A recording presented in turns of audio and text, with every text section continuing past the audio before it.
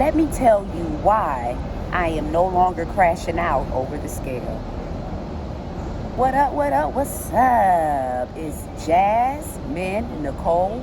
Welcome and welcome back to Weight with Jazz, a safe space to discuss all things weight related, a little bit of my life, and everything else. What's up, y'all? So, let's talk about crashing out over the scale. This is becoming a thing. It's becoming very heightened.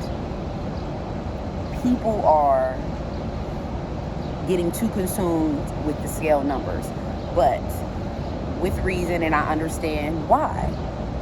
But if you really think about it, the reasons why I'm no longer crashing out over the scale numbers is because, one, I met my weight goal. 2, I understand that I am now in maintenance and body recomposition, which accompanies muscle gain and fat loss. And with muscle gain, it weighs more than fat. So there may be an influx in the scale. Not largely, but some type of influx. And if I wasn't in body recomposition, say I was in a weight loss phase, there's still going to be some fluctuation at a point in the scale numbers, just based off of consumption, bloatation from consumption that comes regardless, and then you have to de-bloat. Weight goes up and down, which is why it's not linear. Weight loss is not linear. You may get one weight scale number, and then maybe days later, you may have a slightly different number on the scale. Your body is processing food as you take it in, and you're not the determinant factor on how long it takes for your body to digest it fully through the system and release it. We can go off of theoreticals all day.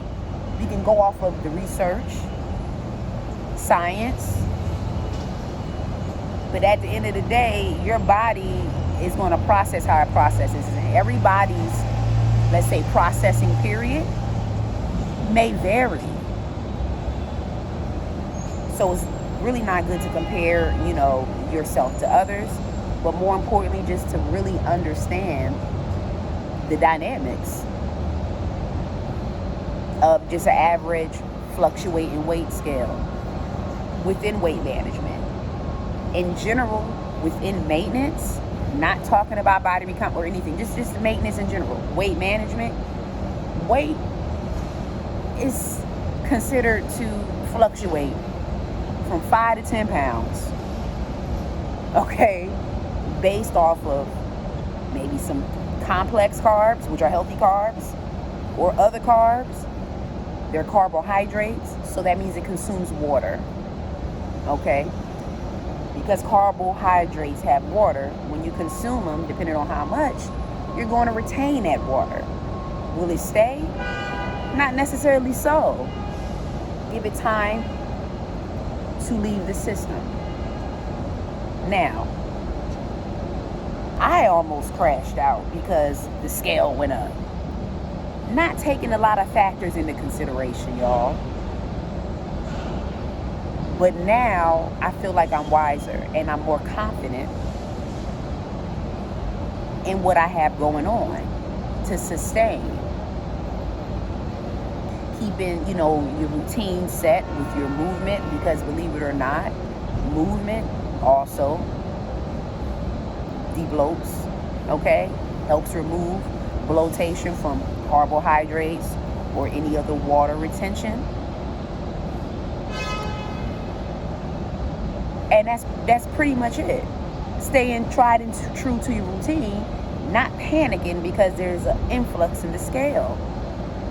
I had to learn that. I don't know, you can go over history of my videos and post or whatnot. There were a period where I almost crashed out because the scale went up. not taking a lot of factors into consideration, y'all. But now I feel like I'm wiser and I'm more confident in what I have going on to sustain. So because I understand I'm in body recomp, I know, that my body is comping, okay? And how I determine a difference within the weight without always necessarily weighing myself is judging by how I feel, how I look in the mirror, and judging by a pair of jeans. Now, I currently have on a pair of straight leg, no stretch jeans, my favorite pair of jeans, okay? I absolutely love them. I love the look. I love a pair of straight, no stretch. Now, when I initially met my goal weight of 130 pounds, I got into those jeans, them straight leg, no stretch jeans, fine. They were actually a little loose. I really wanted to fill them in a little bit more. Now, I have the jeans on. They still fit. They fill in a little bit better. And I'm feeling myself. Okay? Because I know comping is in effect. Alright?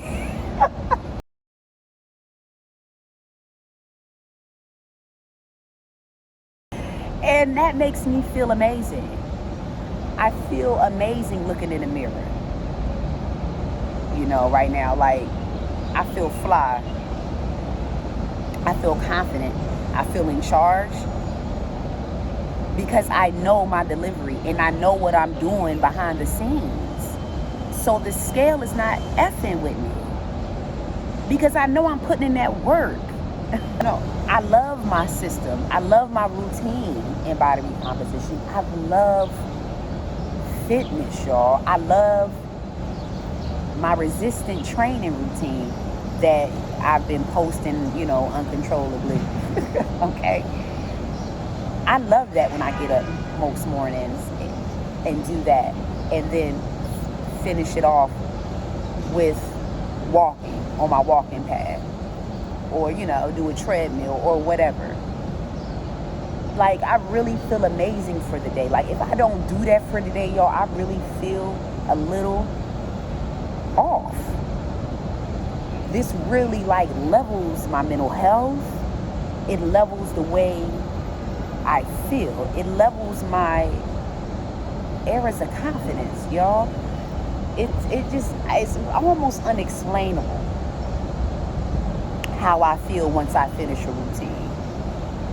And then off to the races, getting ready to go to work. I feel like I'm in my best mental state. I feel like I'm ready to tackle whatever issue's about to come at me. I cannot imagine not moving my body a day because I've grown to love it. So even if I'm not weight training, I pretty much weight train, resistance train 6 days a week. Like, that is just a part because I have a routine that is not strenuous for me. When you really find a system of exercise that you have crafted or whatnot, and it is not physically grueling to a point where you feel like an overload and you feel like you can't do this and it's not sustainable on a regular basis, the crash out will come. It's not going to be sustainable at all. The results may come or they may not, and they will not stick around. But when you approach it this way, the body and mind enjoys it so much that you can't even imagine being without it. So my rest day is the 7th day. And on rest day, y'all, rest day only applies for me to weight training, which is resistance training. So I won't do the resistance training, but I'll still walk. Because the rest day doesn't apply to cardio unless it's like strenuous cardio, heavy, extensive cardio. But walking is not really considered an extensive cardio. So to me, and to a lot of others in the fitness world, the rest day only applies to the extensive cardio as well as resistance training. But low impact cardio is welcomed and a plus. And that's what I do on my rest day. I still walk because I enjoy it. I walk and listen to a podcast or something, or talk on a phone or whatnot, or just be in my own thoughts, because it's exercising gives me a certain level of creativity. It's something that I can't stop. I know the nutrition. You get what I'm saying? I know what to eat and how to eat now. And I'm applying what I know to the continuation of weight maintenance. Understanding that fluctuations are going to occur. Now, later, it's just a thing. Because you consume. If you don't consume, you may not have as much, okay? But because you consume, you're going to have the fluctuations at a point. Because it's matter coming into your body. Some point of hydration coming into your body through food. So water retention will be there at a point. I had to learn that. It's going to be there. You're not going to live through life and never have water retention, y'all. Like, I had to understand that. And that's why, I'm chuckling at it now, because I really was in that mindset. Like, I had complete control over that. And really don't have control, no matter how many macros you count, how many calories you count. Come to the macros, it's gonna hit different. But don't let it mess with your head. That's all I'm saying. Rock with it, ride off. If you feel like it's a little too much for you, address it. You know what I'm saying? So you do a full assessment of what you think could be contribute to it. If you think it's more than just standard, water weight, if you think it's more heavier inflammation that you need to get like blood work to verify, then by all means do what you need to do with that. Because when it comes to that level of inflammation,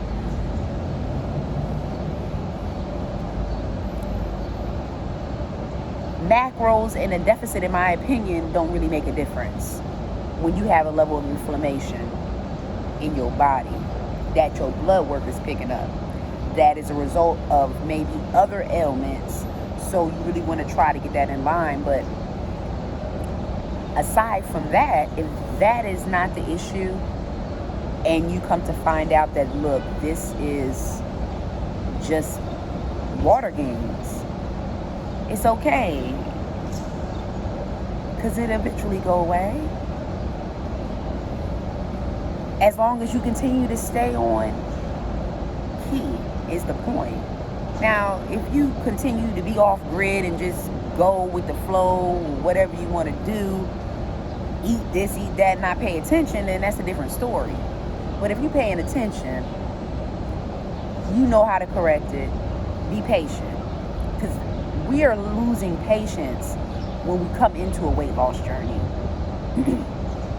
We think that it has to be immediate, fast, and then after the weight loss, maintenance is just supposed to be the simplest factor, and we should not run into any type of inconsistencies in maintenance. There really should be no effort put in maintenance. Just a lot of misunderstandings and misinformation, in my opinion. At the end of the day, you got to put in work. You got to put in work to lose the weight, honey.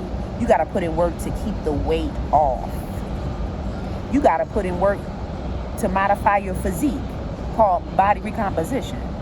You still have to put in, and then after you reach body recomp, let's say you reach a level of fitness, you have to maintain that fitness. You got to still continue a maintenance plan for nutrition, and the maintenance plan for fitness. Otherwise, you'll lose your cuts. You'll lose your gains. So it's never ever over, y'all. And I think that's just something that we have to come to terms with. If you can't come to terms with it, then maybe, that personality type is better off staying at the heavyweight. I hate saying that because I don't think anybody is better off in that situation, but if you're looking for this to be a free ride, if you're looking to never ever put much effort into weight management, then you may come to notice that the weight loss will eventually end up being weight gain.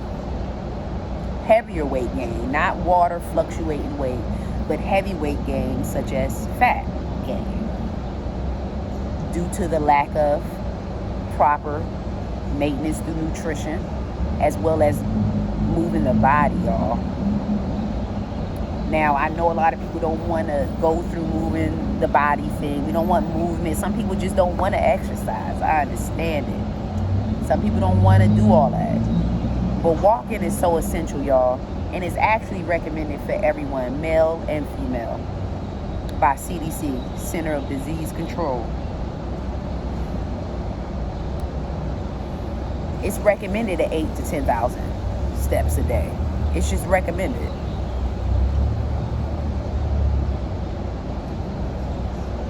You cut that out,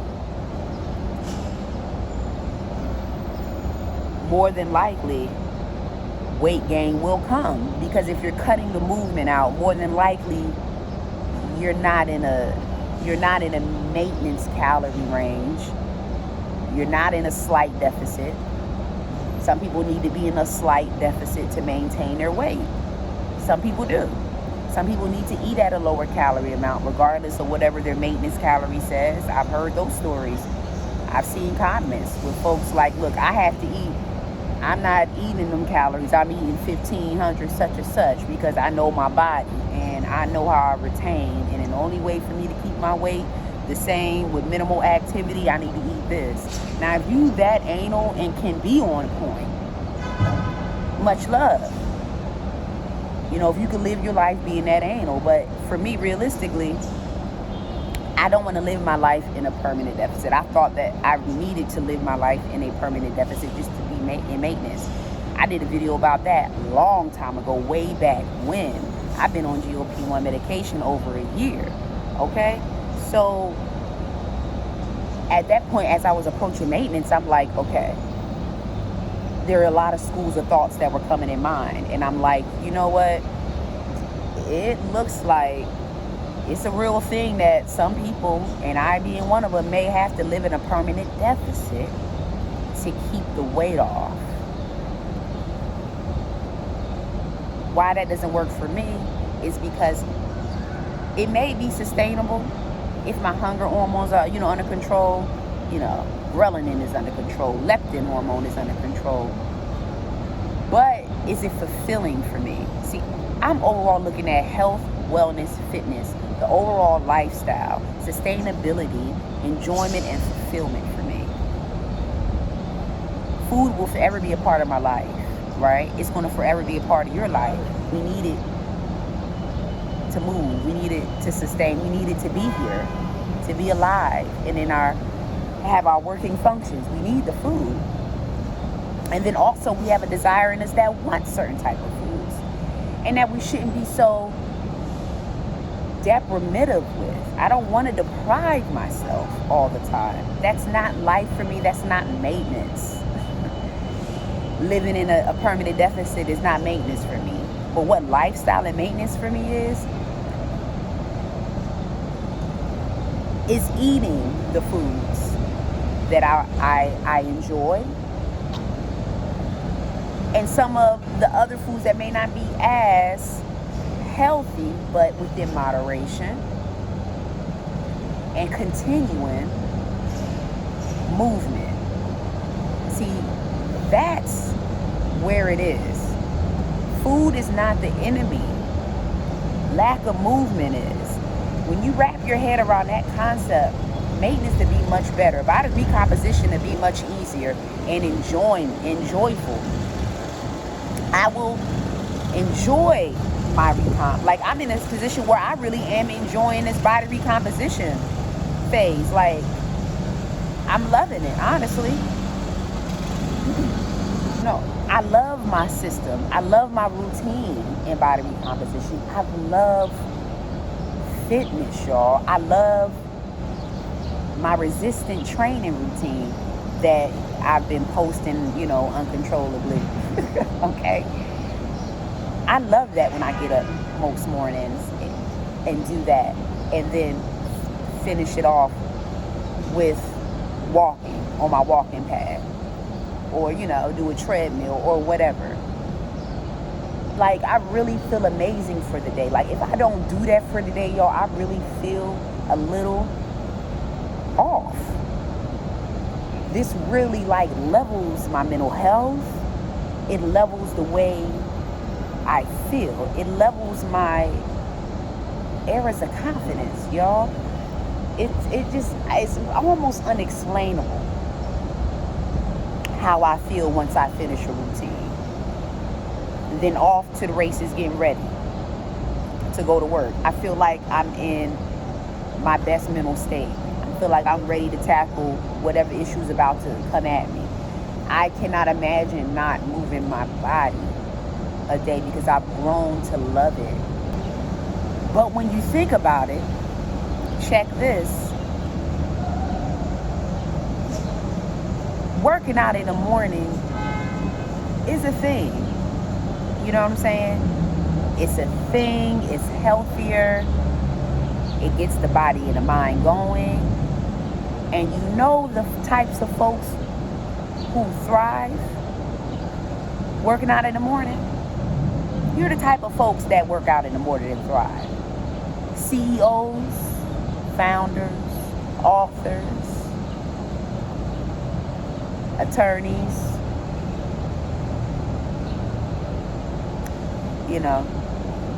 list goes on. Like, people with solid positions on certain levels, higher tier, work out in the morning. That's the first thing they do. Legislators. It's a lot of folks that work out in the morning, y'all. It's just a part, I say it's really a part of the 1%. 1%ers work out in the morning. Wrap your head around that.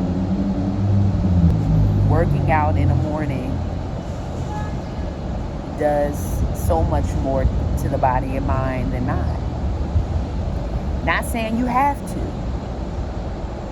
but for a more grounded routine, to become more conditioned in the lifestyle, for things to become more accustomed to you in the body, for it to be engraved into your sense of living.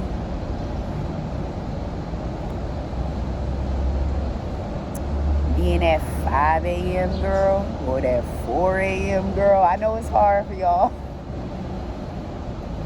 It's tea. I'm telling you, it gets things in line. If you feel like you were a person that really was bad with schedules and time, and you are a person that really needs a solid routine, putting yourself in a morning routine regimen, I think does wonders.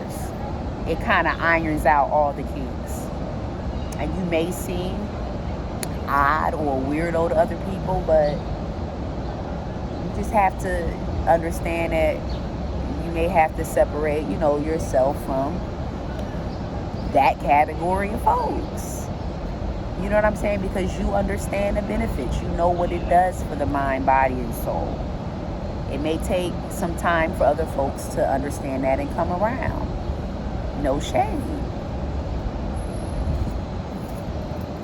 But still keep pushing on, and don't allow that, or other people say, deter you from really going forward with what you know works. I'm seeing what works. And because I know what works and I'm understanding the body, I'm not allowing the scale to dictate my happiness in weight management, because I know I got a hand on things. What I'm saying, I'm confident that I have a hand on things, and I know where I'm going. You know what I'm saying? I know what I'm doing. Let's just say that I know what I'm doing. Whatever fluctuation comes, it comes and it goes. But like I said, these jeans are jeaning, and they no stretch, honey. And I'm still in them, and I was in them loosely at 130. Okay? And my lowest weight on GLP1 medication was 123 pounds. All right? That was my lowest weight. But I knew I needed to comp in because I just didn't feel my strongest. And I know the way I want my body to look. Like, I fell in love with the idea of this physique. I fell in love with having my skin tightened and toned. You know what I'm saying? I fell in love with the idea of having a little muscle. You know what I'm saying? I understand that the muscle contributes to longevity, you know, compared to somebody with no muscle tone. A person with muscle tone will more than likely live longer. You know what I'm saying? It fights against bone density conditions. It keeps you energized. It burns more calories at rest. You know what I'm saying? So I'm not just worrying about weight. I want fat loss and I want muscle gains. Enough. It's enough. Not too much for me, because personally I just want a minor cut look. But I'm telling you, even with the minor cut look, it takes work. And you still do see a difference, and there will be more than likely a difference in the scale. So, saying all that to say, y'all, stay on the grind. Be patient.